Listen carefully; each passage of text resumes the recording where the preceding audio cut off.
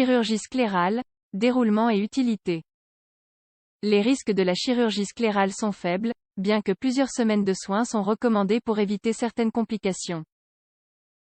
Voici en quoi consistent ces procédures.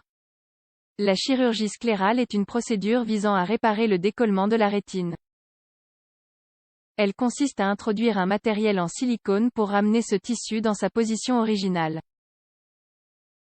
Même s'il existe d'autres alternatives, c'est l'une des plus utilisées par les ophtalmologues. Dans cet article, nous vous présentons les aspects les plus importants de cette intervention. Pourquoi la rétine se décolle-t-elle? Cette structure a l'apparence d'une fine couche qui occupe la partie postérieure de l'œil. Mais d'un point de vue microscopique, elle est très complexe. Grâce à la rétine, nous pouvons voir les images clairement. Quelconque lésion entraîne donc des séquelles permanentes. De nombreux mécanismes sont impliqués dans le décollement de la rétine. Dans tous les cas, il y a une accumulation de liquide, appelée humeur vitrée, derrière la structure.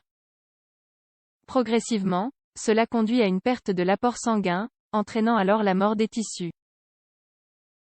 D'autre part, le décollement peut survenir de façon spontanée chez certaines personnes présentant des facteurs de risque. Selon une publication de la clinique Mayo, les plus importants sont les suivants. Âge supérieur à 50 ans. Souffrir de diabète mellitus. Avoir des antécédents personnels ou familiaux de décollement de la rétine.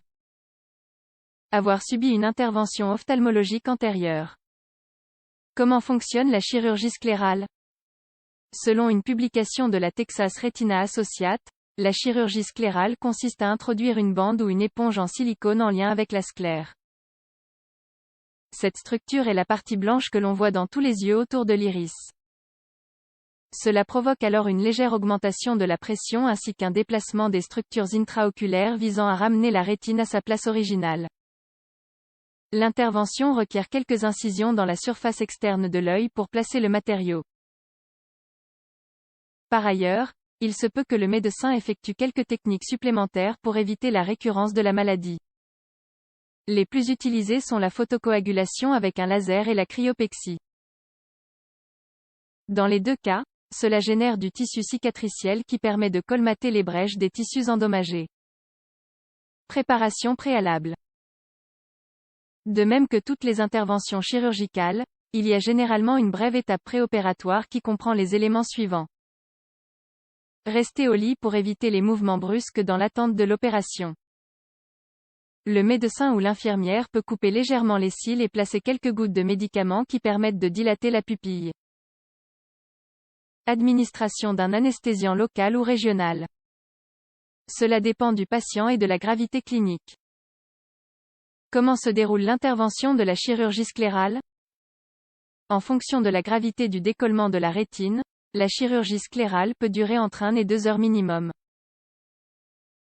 Les étapes générales sont les suivantes. Réalisation d'une incision dans la sclérotique. Placement du matériel en silicone. Suture du matériel en silicone pour l'empêcher de se déplacer. Drainage du liquide accumulé derrière la rétine.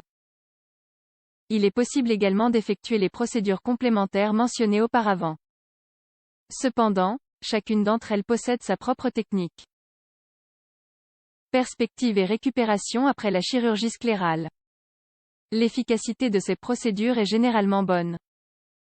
Il existe toutefois des complications que nous détaillerons dans le prochain paragraphe. Les premiers jours de récupération se caractérisent par une certaine douleur locale avec des rougeurs et un larmoiement constant. Ces symptômes s'atténuent au fil des jours. Par ailleurs, le médecin peut donner d'autres indications comme repos relatif.